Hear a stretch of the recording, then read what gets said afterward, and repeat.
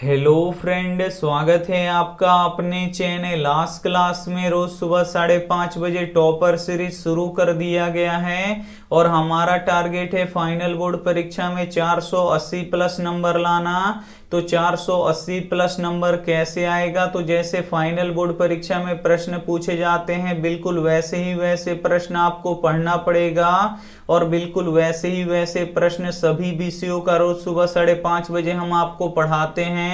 तो रोज सुबह 5:30 बजे आप हमसे लाइव जुड़ के ये क्लास कर सकते हैं। और आज की इस वीडियो में हिंदी के टॉप 30 ऑब्जेक्टिव प्रश्न हम आपको बताएंगे जो आपके बोर्ड परीक्षा के लिए काफी महत्वपूर्ण रहेगा। तो एक भी प्रश्न आप लोग स्किप मत कीजिएगा, वीडियो को प्लीज आप लोग शुरू से लेके अंत तक देखिएगा। और चैनल को अभी तक आप सब्सक्राइब नहीं किए हैं तो चैनल को सब्सक्राइब कर लीजिएगा। और सब्सक्राइब करने के बाद एक बेल आइकन आता है तो बेल आइकन को दबा के ऑल पे कर लीजिएगा ताकि जब भी लाइव क्लास हो तो आपके पास नोटिफिकेशन पहुंचता रहे। तो आइए शुरू करते हैं पहले नंबर प्रश्न से। तो पहला नंबर प्रश्न है कि संतु और नरेन आपस में कौन है? ए ऑप्शन है भाई भाई, बी ऑप्शन है चाचा भतीजा, सी ऑप्शन है मामा भांजा, डी ऑप्शन है जीजा साला। तो यहाँ पे आपको बताना है कि संतु और नरेन आपस में कौन है? तो भाई भाई हैं, इन्हें आपको याद रखना है। यहाँ पे ए ऑप्शन बिल्कुल ही सही हो जाएगा। ये देखते हैं अगला प्रश्न दो नंबर प्रश्न है कि प्रेम आईनी श्री राधिका किसकी रचना है? ए ऑप्शन है रसखान की, बी ऑप्शन है घानानंद की, सी ऑप्शन है सूरदास की, डी ऑप्शन है तुलसीदास की। तो यहाँ पे आपको बताना है कि प्रेम आईनी श्री राधिका किसकी रचना है? तो ये रसखान की रचना है, इसे आपको याद रखना है। यहाँ पे ए ऑप्शन बिल्कुल ही सही हो जाएगा। ये देखते हैं अगला प्रश्न तीन नंबर प्रश्न है कि रेनर मारिया रिल्के द्वारा रचित कविता है। ए ऑप्शन है मेरे बिन तुम प्रभु, बी ऑप्शन है लौट कर आऊंगा फिर, सी ऑप्शन है अक्षर ज्ञान, डी ऑप्शन है हमारी नींद। तो यहाँ पे आपको बताना है कि रेनर मारिया रिल्के द्वारा रचित कविता है तो मेरे बिन तुम प्रभु है, इसे आपको याद रखना है। यहाँ पे ए ऑप्शन बिल्कुल ही सही हो जाएगा। ये देखते हैं अगला प्रश्न चार नंबर प्रश्न है कि भारतीय संविधान के निर्माण में महत्वपूर्ण भूमिका किसकी है? ए ऑप्शन है भीमराव अंबेडकर की, बी ऑप्शन है ज्योतिबा फूले की, सी ऑप्शन है राजगोपालाचारी की, डी ऑप्शन है महात्मा गांधी की। तो यहाँ पे आपको बताना है कि भारतीय संविधान के निर्माण में महत्वपूर्ण भूमिका किसकी है? तो भीमराव अंबेडकर की है, इसे आपको याद रखना है। यहाँ पे ए ऑप्शन बिल्कुल ही सही हो जाएगा। ये देखते हैं अगला प्रश्न पांच नंबर प्रश्न है कि प्लेटो का संबंध किस देश से था? ए ऑप्शन है इटली से, बी ऑप्शन है स्पेन से, सी ऑप्शन है भारत से, डी ऑप्शन है यूनान से। तो यहाँ पे आपको बताना है कि प्लेटो का संबंध किस देश से था? तो प्लेटो का संबंध यूनान देश से था, इसे आपको याद रखना है। यहाँ पे डी ऑप्शन बिल्कुल ही सही हो जाएगा। हिंदी के टॉप 30 ऑब्जेक्टिव प्रश्न हम आपको बताएंगे जो आपके बोर्ड परीक्षा के लिए काफी महत्वपूर्ण रहेगा। तो वीडियो को प्लीज आप लोग शुरू से लेके अंत तक देखिएगा और इसमें से बहुत सारे प्रश्न आपको याद नहीं होंगे तो प्लीज आप लोग उसे नोटबुक पे लिख के जरूर याद कर लीजिएगा। और वीडियो को अभी तक आप लाइक नहीं किए हैं तो प्लीज आप लोग वीडियो को लाइक कर दीजिएगा। और अभी तक आप हमारे व्हाट्सएप ग्रुप में नहीं जुड़े हैं तो इस नंबर पे आप लोग, ये हमारा व्हाट्सएप नंबर है, सिर्फ इस पे आपको बोल देना है कि सर हमें ग्रुप में जोड़ दीजिए तो हम आपको ग्रुप में जोड़ देंगे। आइए देखते हैं अगला प्रश्न 6 नंबर प्रश्न है कि नालंदा विश्वविद्यालय कहाँ पर स्थित है? यहाँ पे आपको बताना है कि नालंदा विश्वविद्यालय कहाँ पर स्थित है। ए ऑप्शन है बिहार में, बी ऑप्शन है उत्तर प्रदेश में, सी ऑप्शन है मध्य प्रदेश में, डी ऑप्शन है गुजरात में। तो यहाँ पे आपको बताना है कि नालंदा विश्वविद्यालय कहाँ पर स्थित है? तो ये बिहार में स्थित है। यहाँ पे ए ऑप्शन बिल्कुल ही सही हो जाएगा। ये देखते हैं अगला प्रश्न 7 नंबर प्रश्न है कि बहादुर तुमको अपनी माँ की याद आती है ऐसा कौन पूछा था। ए ऑप्शन है निर्मला ने, बी ऑप्शन है किशोर ने, सी ऑप्शन है लेखक ने, डी ऑप्शन है भाई ने। तो यहाँ पे आपको बताना है कि बहादुर तुमको अपनी माँ की याद आती है ऐसा कौन पूछा था।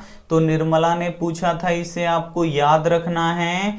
यहाँ पे ए ऑप्शन बिल्कुल ही सही हो जाएगा। ये देखते हैं अगला प्रश्न 8 नंबर प्रश्न है कि आर्थिक पहलू से भी हानिकारक क्या है। ए ऑप्शन है जाति प्रथा, बी ऑप्शन है दहेज प्रथा, सी ऑप्शन है बाल विवाह, डी ऑप्शन है सती प्रथा। तो यहाँ पे आपको बताना है कि आर्थिक पहलू से भी हानिकारक क्या है। तो जाति प्रथा है, इसे आपको याद रखना है। यहाँ पे ए ऑप्शन बिल्कुल ही सही हो जाएगा। ये देखते हैं अगला प्रश्न 9 नंबर प्रश्न है कि गांधी जी के पिता का नाम क्या था। यहाँ पे आपको बताना है कि गांधी जी के पिता का नाम क्या था। तो गांधी जी के पिता का नाम करमचंद गांधी था, इसे आपको याद रखना है। यहाँ पे बी ऑप्शन बिल्कुल ही सही हो जाएगा। ये देखते हैं अगला प्रश्न 10 नंबर प्रश्न है कि सोफर का अर्थ क्या होता है। ए ऑप्शन है सभ्यता, बी ऑप्शन है संबंध, सी ऑप्शन है निर्देशक, डी ऑप्शन है ड्राइवर। तो यहाँ पे आपको बताना है कि सोफर का अर्थ क्या होता है। तो सोफर का अर्थ ड्राइवर होता है। यहाँ पे डी ऑप्शन बिल्कुल ही सही हो जाएगा। ये देखते हैं अगला प्रश्न 11 नंबर प्रश्न है कि जन्म से ही पागल कौन है। ए ऑप्शन है सीता, बी ऑप्शन है लक्ष्मी, सी ऑप्शन है मंगू, डी ऑप्शन है माँ। तो यहाँ पे आपको बताना है कि जन्म से ही पागल कौन है। तो जन्म से ही पागल मंगू है, इसे आपको याद रखना है। यहाँ पे सी ऑप्शन बिल्कुल ही सही हो जाएगा। ये देखते हैं अगला प्रश्न 12 नंबर प्रश्न है कि लेखक के घर में मछली कौन खाता है। ए ऑप्शन है लेखक, बी ऑप्शन है पिताजी, सी ऑप्शन है माँ, डी ऑप्शन है बहन। तो यहाँ पे आपको बताना है कि लेखक के घर में मछली कौन खाता है। तो पिताजी खाते हैं, इसे आपको याद रखना है। यहाँ पे बी ऑप्शन बिल्कुल ही सही हो जाएगा। ये देखते हैं अगला प्रश्न 13 नंबर प्रश्न है कि सुशिर बाधों में शाह की उपाधि किसे प्राप्त है। ए ऑप्शन है तबला को, बी ऑप्शन है बांसुरी को, सी ऑप्शन है ढोलक को, डी ऑप्शन है शहनाई को। तो यहाँ पे आपको बताना है कि सुशिर बाधों में शाह की उपाधि किसे प्राप्त है। तो शहनाई को प्राप्त है, इसे आपको याद रखना है। यहाँ पे डी ऑप्शन बिल्कुल ही सही हो जाएगा। ये देखते हैं अगला प्रश्न 14 नंबर प्रश्न है कि अपने घर से बहादुर क्यों भागा। ए ऑप्शन है गरीबी के कारण, बी ऑप्शन है माँ के मार के कारण, सी ऑप्शन है शहर घूमने के लिए, डी ऑप्शन है इनमें से कोई नहीं। तो यहाँ पे आपको बताना है कि अपने घर से बहादुर क्यों भागा। तो माँ के मार के कारण से भागा, इसे आपको याद रखना है।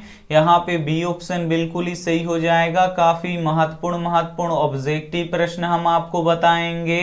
तो वीडियो को प्लीज आप लोग शुरू से लेके अंत तक देखिएगा। और वीडियो को अभी तक आप लाइक नहीं किए तो प्लीज आप लोग वीडियो को लाइक भी कर दीजिएगा। ये देखते हैं अगला प्रश्न 15 नंबर प्रश्न है कि बहादुर पर चोरी का आरोप किसने लगाया। ए ऑप्शन है लेखक ने, बी ऑप्शन है लेखक के रिश्तेदार ने, सी ऑप्शन है लेखक की पत्नी ने, डी ऑप्शन है लेखक के बेटे ने। तो यहाँ पे आपको बताना है कि बहादुर पर चोरी का आरोप किसने लगाया।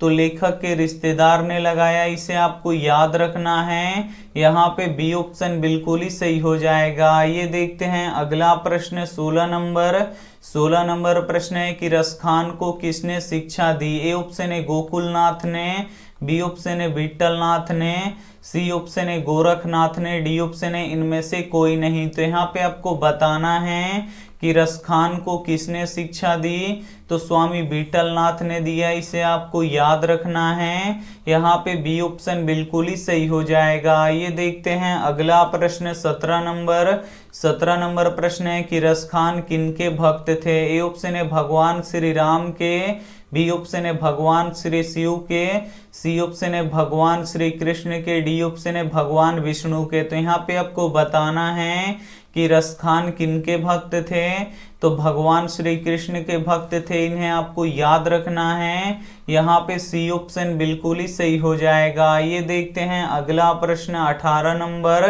18 नंबर प्रश्न है कि कुंजन का अर्थ क्या होता है। ए ऑप्शन है घर, बी ऑप्शन है बगीचा, सी ऑप्शन है शहर, डी ऑप्शन है देश। तो यहाँ पे आपको बताना है कि कुंजन का अर्थ क्या होता है। तो कुंजन का अर्थ बगीचा होता है, इसे आपको याद रखना है। यहाँ पे बी ऑप्शन बिल्कुल ही सही हो जाएगा। ये देखते हैं अगला प्रश्न 19 नंबर। 19 नंबर प्रश्न है कि दूसरों के इशारों पर भटकने वाले लोगों को क्या कहते हैं। ए ऑप्शन है भले लोग, बी ऑप्शन है मूढ़ लोग, सी ऑप्शन है ज्ञानी लोग, डी ऑप्शन है इनमें से कोई नहीं।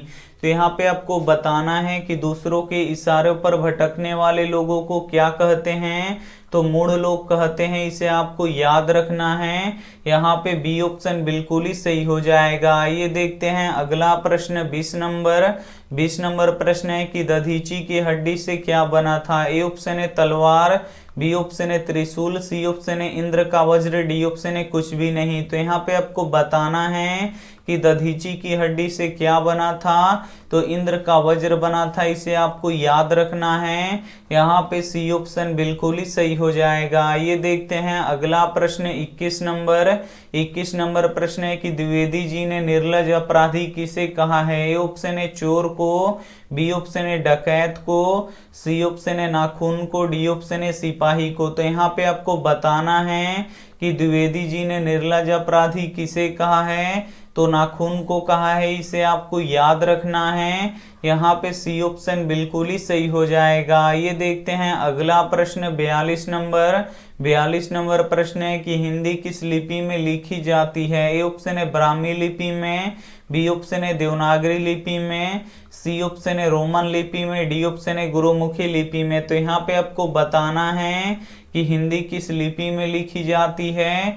तो जो हिंदी होती है ये देवनागरी लिपि में लिखी जाती है, इसे आपको याद रखना है। यहाँ पे बी ऑप्शन बिल्कुल ही सही हो जाएगा। और अंग्रेजी रोमन लिपि में लिखा जाता है, तो ये भी साथ में आपको याद रखना है। आइए देखते हैं अगला प्रश्न 23 नंबर।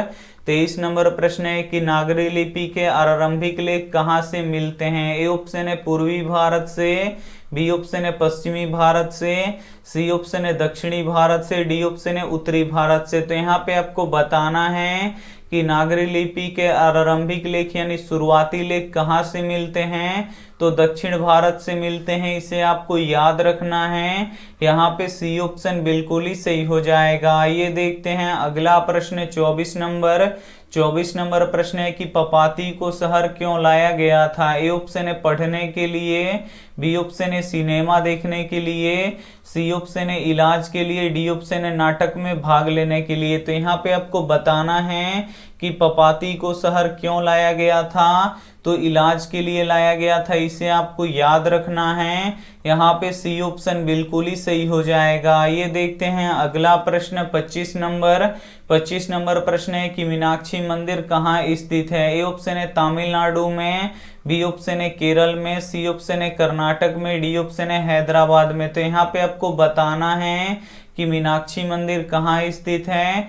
तो मीनाक्षी मंदिर तमिलनाडु में स्थित है, इसे आपको याद रखना है।